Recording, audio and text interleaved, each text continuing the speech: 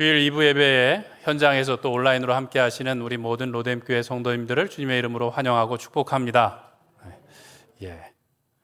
오늘은 주일입니다. 주일은 예수님의 부활을 기념하는 날이고 그 부활의 능력이 오늘도 우리를 새롭게 하시는 줄 믿습니다. 일주일 동안 지치고 힘드셨지만 우리가 예배함이, 하나님을 기뻐함이 우리에게 능력이 되는 줄 믿습니다. 우리 옆에 분하고 인사하겠습니다. 예수님이 능력이십니다. 예수님께서 오늘도 우리의 마음과 몸을 새롭게 하실 줄 믿습니다. 야구는 9회 말 언제부터라고요? 투아웃부터다. 우리 여자 권사님들도 다 아시네요. 그게 무슨 말인가 하면요, 야구 경기에서 마지막 타자가 남았을 그때에도 얼마든지 경기가 바뀔 수 있다라는 의미입니다. 즉 끝까지 최선을 다해야 한다는 의미로 우리 일상에서도 자주 쓰이는 말입니다. 우리의 믿음의 여정도 마찬가지인데요, 천국 가는 그날까지 우리가 두렵고 떨림으로 우리의 구원을 이루어 가야 된다라고 성경은 말씀하고 있습니다. 그 말은 우리가 끝까지 최선을 다해서 우리의 영적 성장에 힘써야 된다라는 말인 것입니다. 사도 바울은 선줄로 생각한 자는 넘어질까 주의하라 라고 말을 했죠. 우리가 방심하게 되면 시험에 들 수 있기 때문에 끝까지 우리가 겸손함으로 주님을 따라가야 된다라는 말씀을 한 것입니다. 예수님께서도 말씀하시기를 말세에 거짓 선지자들이 많이 일어나 많은 사람을 미혹할 것이다. 그때는 불법이 성행하며 사랑이 식어질 것이다. 끝까지 견딘 자는 구원을 받으리라 라고 말씀하셨어요. 말세가 되면 거짓말을 하는 사람들이 많이 일어나서 사람들을 미혹할 것이다.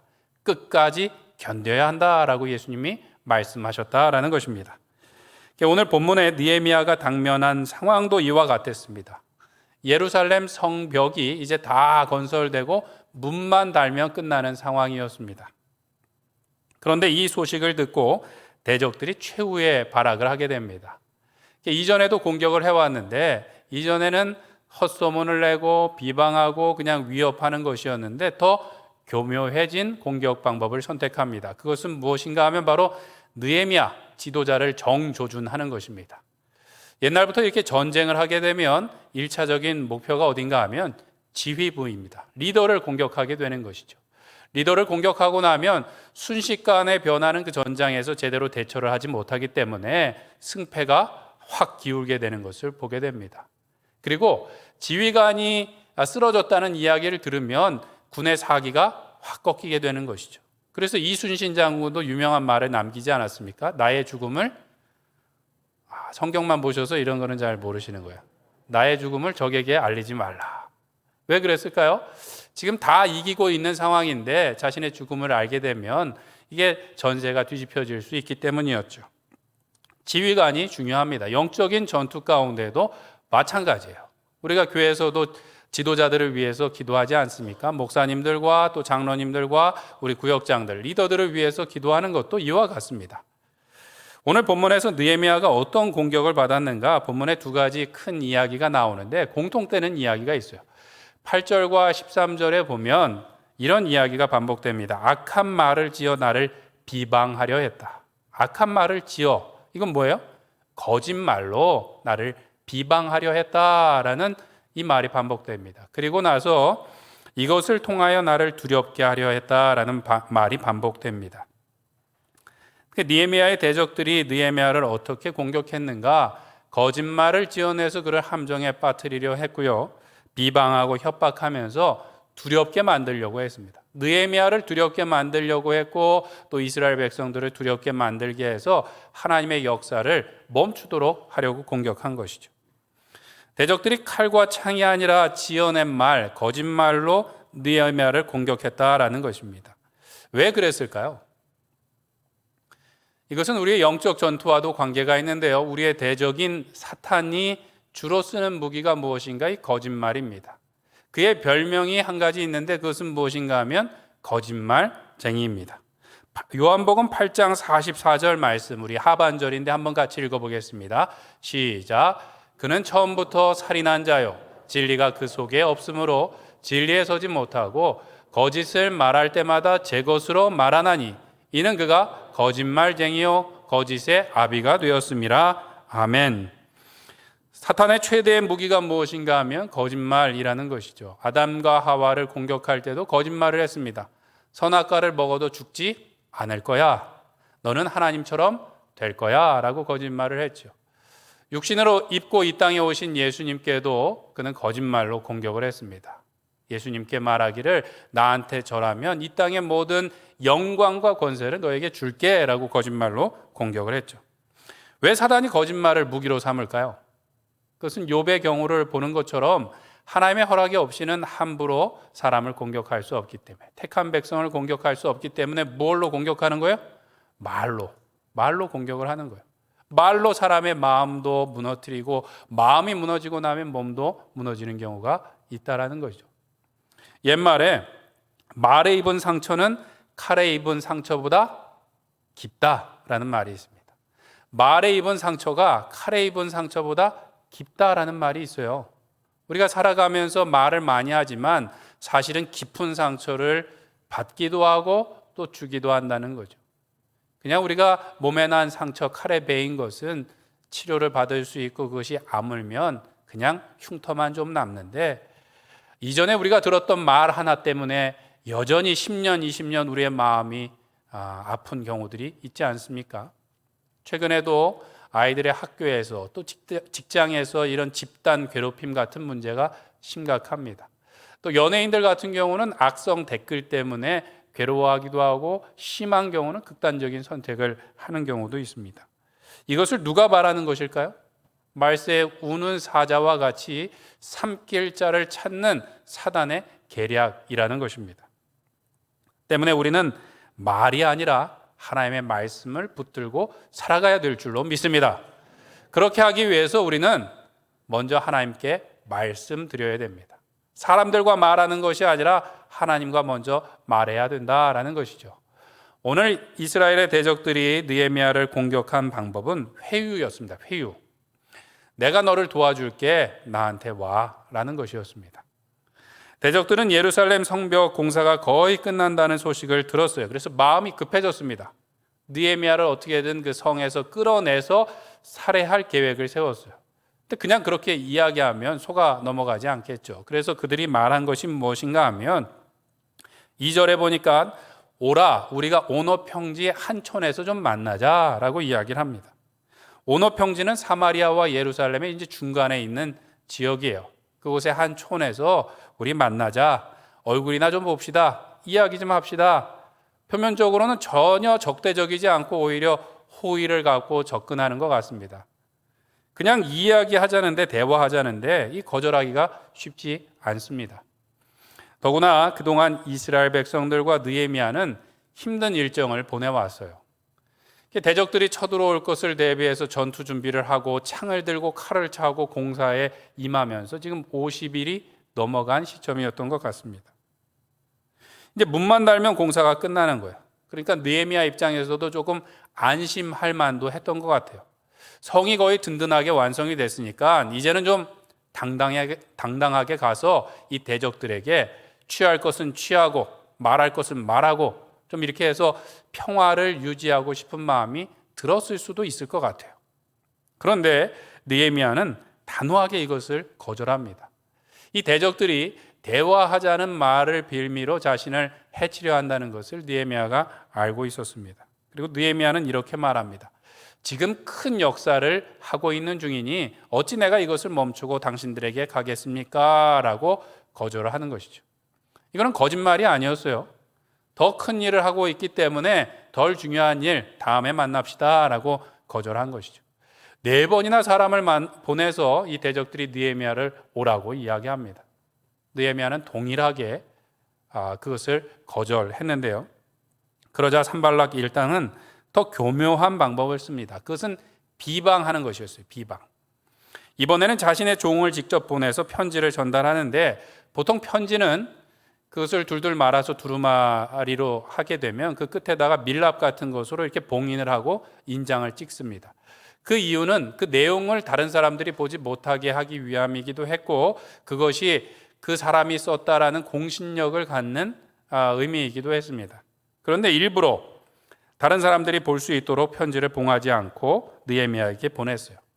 그 편지의 내용은 무엇인가 하니까, 야, 내가 소문을 들어보니까 느헤미야 너 왕이 되려고, 왕을 배신하고 지금 페르시아를 배신하고 왕이 되려고 한다는 소문이 저기 이방에까지 다 번졌더라. 내가 보니까 너 선지자까지 세워서 네가 왕이라고 선전하는 것 같은데, 그러다가 이거 페르시아 왕에게 금방 들어갈 거야. 와서 나랑 의논하자라고 얘기해요. 의논하자라는 건 뭐예요? 너 지금 위험에 처한 것 같은데 내가 도와줄게, 나한테 와라고 말하지만 실상은 뭔가 하면, 너 지금 계속 이렇게 협조 안 하면 이런 소문을 계속 퍼뜨릴 거야 라고 위협하고 있는 것입니다. 위협. 분명히 헛소문을 낸 것인지 누구나 다 알죠. 그런데 가만히 있으면 진짜로 큰일이 나지 않겠습니까? 자꾸 헛소문, 배반한다, 또 나라를 전복시키려는 계획을 가지고 있다, 이런 소문을 계속 내면 곤란해지게 됩니다. 어떻게 하면 좋을까요? 찾아가서 이 소문의 진원이 누구인지 잘잘못을 따지면 좋을까요? 아니면 이 산발락과 도비아와 일당이 한 것을 뻔히 아니 자꾸 이런 식으로 나오면 나도 가만히 있지 않겠소라고 따끔하게 이야기를 하고 입막음을 해야 될까요? 뭔가 말을 해야 될 것 같은데 어떻게 하면 좋을까요? 이런 곤란한 경우들이 우리가 살아가면서 있어요. 그런데 느헤미야는 그들에게 그렇게 나가지 않았습니다. 다만 사람을 보내서 이런 일은 없는 것이고 내 마음에 지어낸 것이다 라고 딱 잘라 말하게 되는 것이죠. 느헤미야는 대적들이 자신을 두렵게 하려고 거짓말을 지어낸 것인 줄 알고 있었습니다. 그런데 느헤미야는 그것을 두려워하지 않았어요. 헛소문을 내고 자기를 모함하고 비방하는 것을 두려워하지 않았습니다. 그것을 두려워했다면 아마 그들과 대화하고 그들에게 협조를 구했겠죠. 도움은 아니더라도 더 이상 이렇게 하지 맙시다 라고 협조를 구했을 텐데 전혀 두려워하지 않았습니다. 그는 대신에 하나님께 말씀을 드리고 하나님께 도움을 구했습니다. 어떻게 했는가? 9절에 말씀해 보니까 이제 내 손을 힘있게 하옵소서라고 기도했다는 거죠. 내 손을 힘있게 하옵소서. 대적들이 자꾸 나를 위협하면서 하나님 이 일을 멈추게 하려는데 내 손을 힘있게 하여 주시옵소서라고 기도했다라는 것입니다. 느헤미야는 사람과 대화해서 그 문제를 풀고 사람의 손을 의지하려고 하지 않았습니다. 하나님께 그것을 말씀드리고 하나님의 도움을 구했다라는 것이죠. 우리의 대장 되신 예수님께서도 마찬가지였습니다. 예수님이 시험 받으실 때 세 번째 시험은 무엇인가 하면 사단이 예수님을 아주 높은 산 꼭대기로 데리고 왔습니다. 그리고 천하 만국과 그 영광을 보여주며 만일 내게 엎드려 경배하면 이 모든 것을 내게 주겠다라고 이야기를 했어요.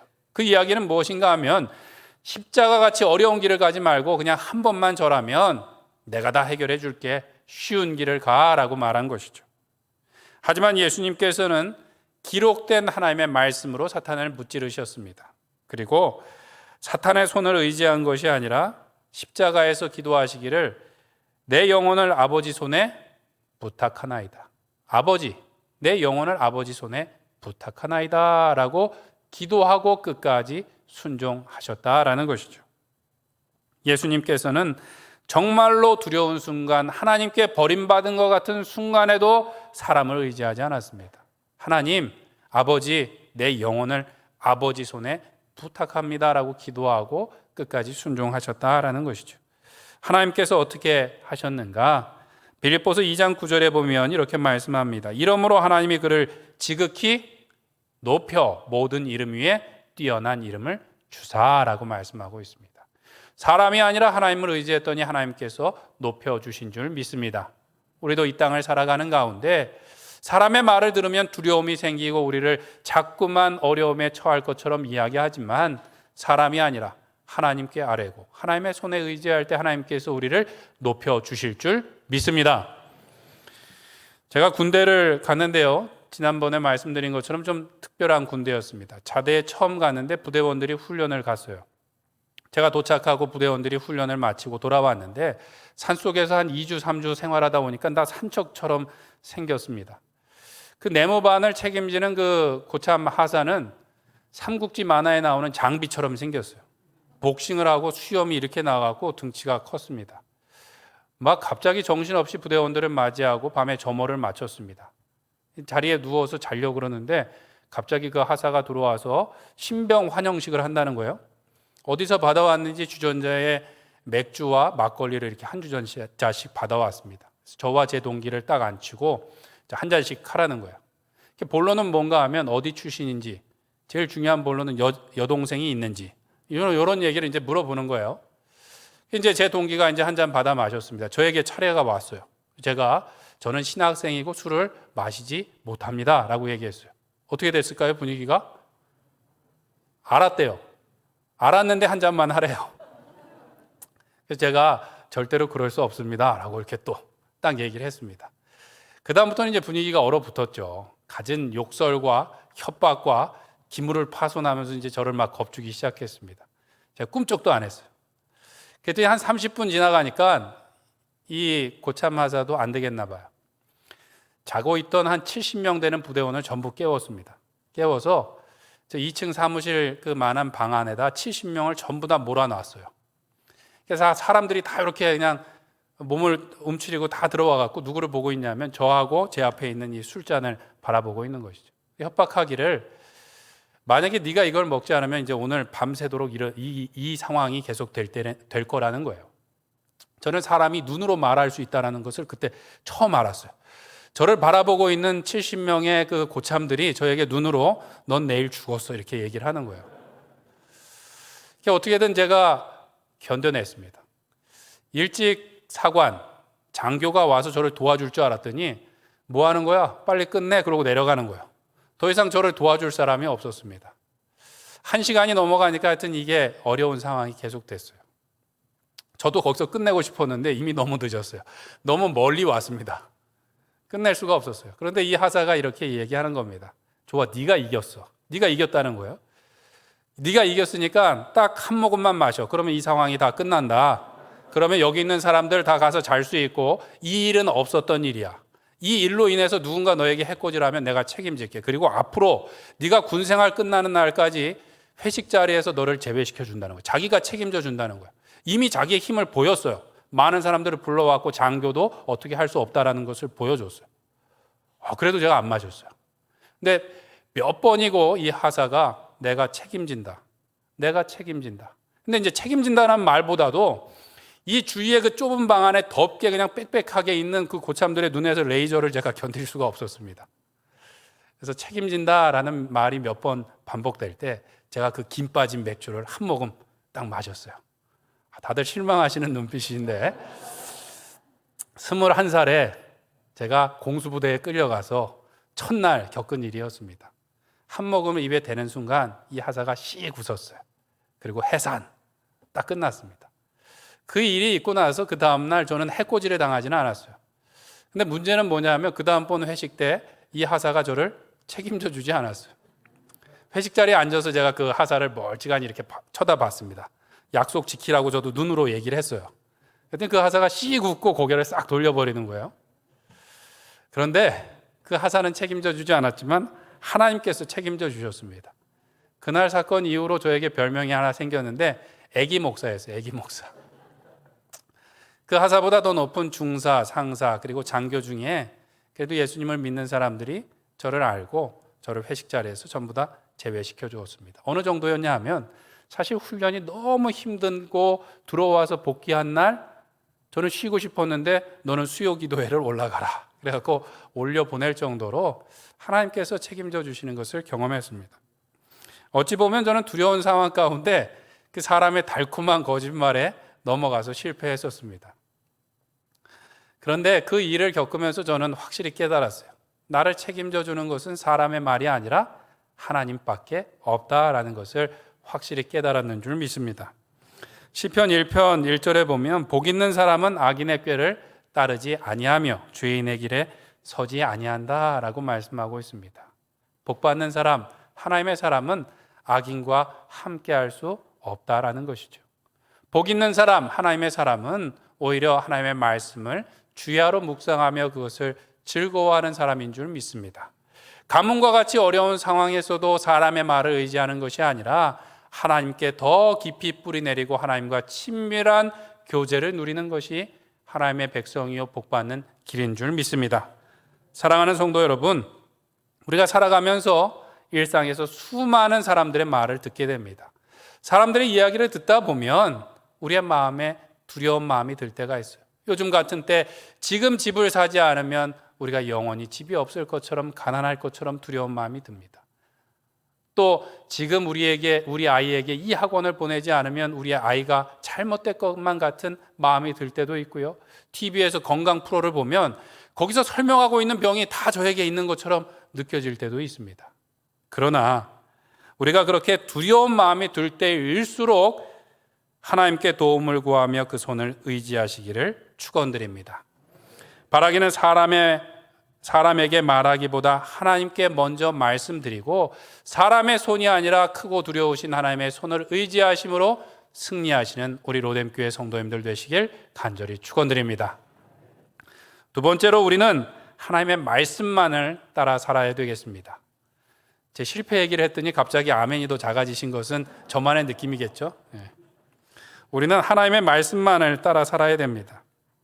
느헤미야는 처음에 회유와 비방에 넘어가지 않았어요. 그랬더니 이번에는 선지자를 매수해서 느헤미야를 두렵게 하고자 합니다. 10절에 나오는 들라야의 아들 스마야는 영향력이 있는 선지자였던 것 같아요. 그리고 느헤미야와도 어떤 관계가 있었던 것 같습니다.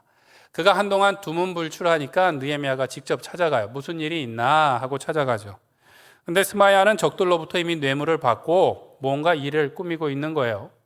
이렇게 두려워하는 마음, 또 뭔가 이렇게 대단한 예언을 받은 것처럼 느헤미야한테 얘기하는데 그것이 무엇인가 하면 대적들이 오늘 와서 너를 죽이려고 한다는 거예요. 그러니까 나와 같이 성전 외소에 들어가서 문을 잠그고 우리가 목숨을 보존하자라고 이야기한 것이죠. 성전 외소라고 하면 성전 안을 말합니다. 지성소 안에 들어가기 전에 분향단이 있는 그 성전 안을 말하는 거예요. 그곳은 오직 제사장들만 들어갈 수 있는 곳이었어요. 그런데 스마야가 두려움에 빠진 것처럼 또 예언을 하는 것처럼 이 느헤미야에게 이야기해서 나와 같이 들어가자는 거예요. 일단 살고 보자. 율법을 어길지라도 일단 살고 보자라고 이야기하는데 이것이 그냥 조언이 아니라 12절에 말하는 것처럼 뇌물을 받고 이런 예언을 함이라. 예언이었던 거예요. 예언. 임박한 위험을 경고하면서 율법을 어기면서까지 목숨을 보존하는 것, 그게 하나님의 뜻이라고 아마 이야기했던 것 같아요. 제사장들만 들어갈 수 있는 그 성전에 느헤미야가 들어갔으면 어떻게 됐을까요? 원래 율법으로는 끌어내서 돌로 치는 것이 맞지만 사실은 실제로 적용되는 부분에 있어서는 꼭 그렇게만 적용됐던 것은 아니고 느헤미야와 같이 이런 그 존경받는 지도자였기 때문에 즉각적으로 그렇게 실행되지는 않았을 거예요. 다만 오늘 13절에 말하는 것처럼 느헤미야가 율법을 어기고 그것에 들어가면 계속 비방하겠죠. 율법도 지키지 않는 느헤미야가 어떻게 하나님의 일을 하겠느냐, 우리를 이끌겠느냐라고 공격해 올 것이 뻔했다라는 것입니다. 그러나 느헤미야는 사람의 말이 아니라 하나님의 말씀을 따르기로 했습니다. 목숨을 지키기 위해서 말씀을 조금 어기려고 하지 않고 하나님의 말씀을 지키며 순종함으로 52일 만에 그 예루살렘 성을 온전히 완성할 수 있었다라는 것이죠. 그리고 났더니 우리가 읽은 말씀 다음에 보면 대적들과 모든 이방 민족들이 두려워하며 낙담했다라고 말하고 있습니다. 그가 목숨을 지킬 수 있었던 것은 사람의 말을 따르는 것이 아니라 하나님의 기록된 말씀을 지켜나갈 때 그의 목숨을 지킬 수 있었습니다. 그가 하나님의 일을 그렇게 놀랍게 감당할 수 있었던 것은 사람의 손을 빌린 것이 아니라 온전히 하나님께만 의뢰했기 때문인 줄 믿습니다. 주로 이단들의 특징이 바로 이런 것입니다. 성경을 부정하는 거예요. 말로는 우리도 성경을 믿는다라고 말하는데 자꾸만 성경이 아닌 다른 것을 덧붙이려고 합니다. 신사도 운동을 하는 사람들은 마치 자신들이 신앙이 더 바른 것처럼 이야기하고 성경도 믿고 예수님도 믿고 다 똑같이 믿습니다. 그런데 자신들이 이 시대에 사도로 부름을 받았대요. 기도하고 예언하고 기도하는 가운데 환상을 본다라고 이야기하는데 문제는 무엇인가 하면 오늘날 사도인 자신들이 본 것이 뭐예요? 최신 버전이라는 거예요. 최신 버전. 그러니까 무엇을 따라야 된다는 거예요? 자신들의 예언을 따르라라고 이야기하고 있는 것이죠. 왜 하나님의 말씀이 아니라 자신의 말을 더 많이 내세우고 있을까요? 그것은 하나님의 말씀인지 아닌지 영 분별을 하지 못해서라고는 말할 수 없습니다. 대부분은 그렇지 않아요. 순종하는 것이 더 어렵고 힘들기 때문이에요. 욕심을 따르는 것이 훨씬 편하고 즐거워 보이기 때문에 그렇습니다. 오늘 성경에 나오는 스마야가 잘못된 이유도 무엇인가요? 하나님의 말씀이 아니라 자신의 욕심을 따라서 행동했기 때문입니다. 이거는 스마야만의 문제가 아니었어요. 14절에 보니까 여선지인 노야다와 그 남은 선지자들, 곧 나를 두렵게 하고자 한 사람들이라고 말하고 있습니다. 스마야뿐만 아니라 많은 사람들이 뇌물을 받고 느헤미야를 넘어뜨리려고 했다는 것이죠. 왜 그랬을까요? 하나님의 말씀이 아니라 사람들의 약속을 믿었어요. 무슨 약속입니까? 돈을 줄게라는 약속을 믿었고, 돈이 또 무슨 약속을 하냐면 돈만 있으면 뭐든지 다 할 수 있어 라는 약속을 그들이 믿고 따라갔다라는 것이죠. 그러나 성경은 풀은 마르고 꽃은 시드나 우리 하나님의 말씀은 영원히 서리라 라고 말씀하고 있습니다. 이 땅 가운데 영원한 진리는 오직 하나님의 말씀뿐인 줄 믿습니다. 하나님의 아들이신 예수님께서도 이 땅에 오셔서 그 말씀을 따라서 사역하셨어요. 심지어는 사단이 자신을 공격할 때도 하나님이신 예수님께서 자기의 말로 그것을 물리치시지 않고 다 기록된 바 하나님께서 말씀하신 그 성경으로만 사단을 물리치셨습니다.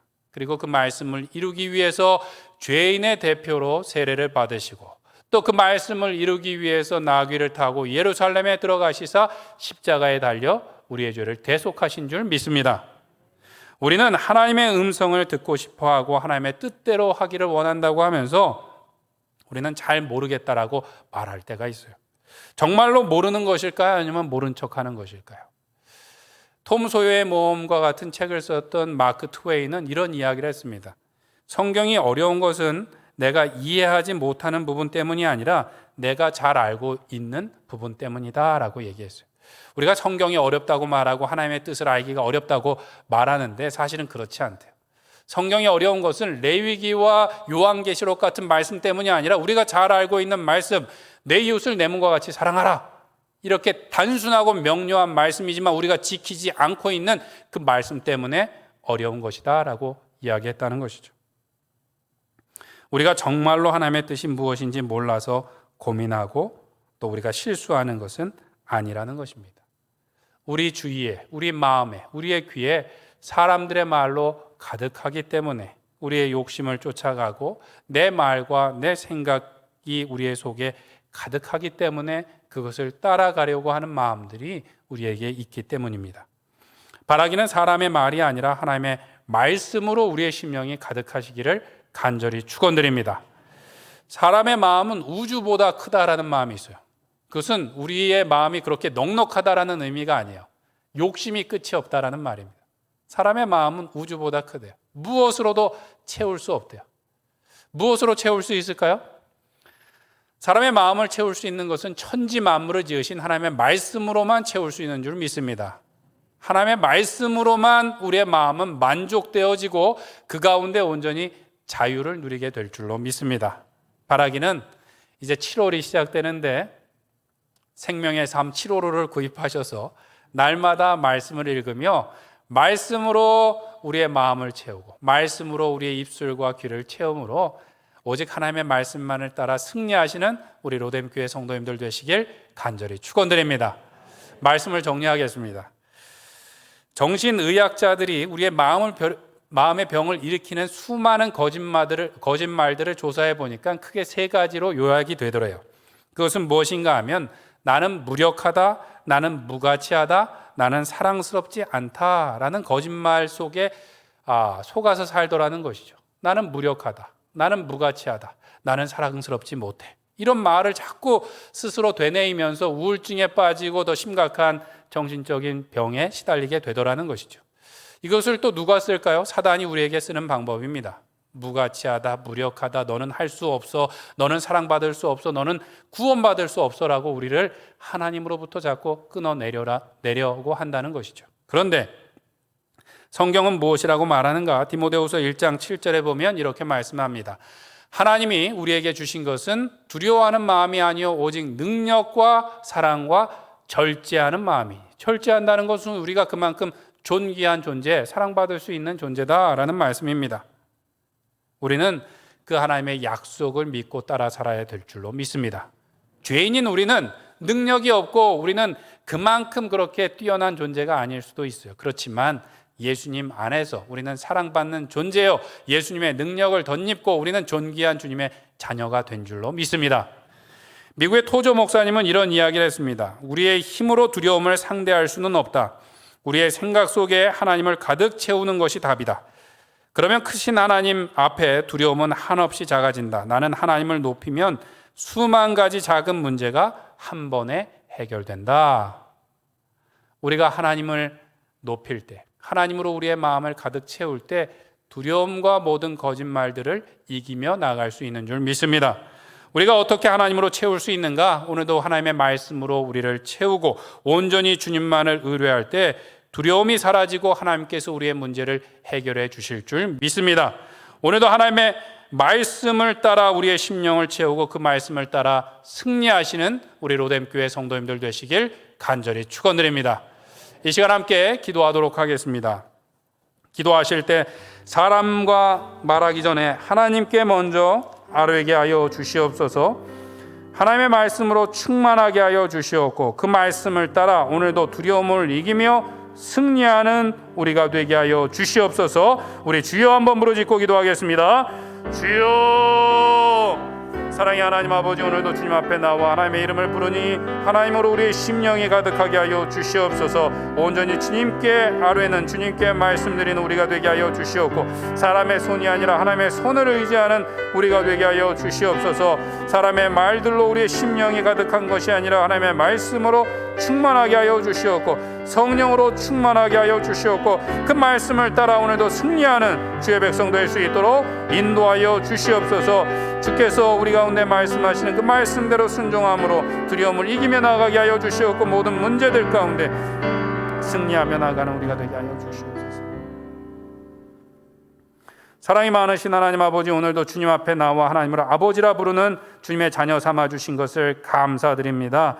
오늘도 주님의 말씀을 의지하게 하여 주시옵고 하나님의 손을 의지하게 하여 주시사 하나님 우리 안에 있는 여러 가지 두려움들과 문제들을 이기고 나가는 주의 백성 되게 하여 주시옵소서. 새롭게 시작하는 한 주간 가운데도 주님의 말씀으로 충만케 하여 주시옵고 그 말씀을 따라 살아가는 가운데 하나님의 영광을 드러내는 주의 존귀한 백성, 사랑받는 백성 되게 인도하여 주시옵소서. 예수님의 이름으로 기도드립니다. 아멘.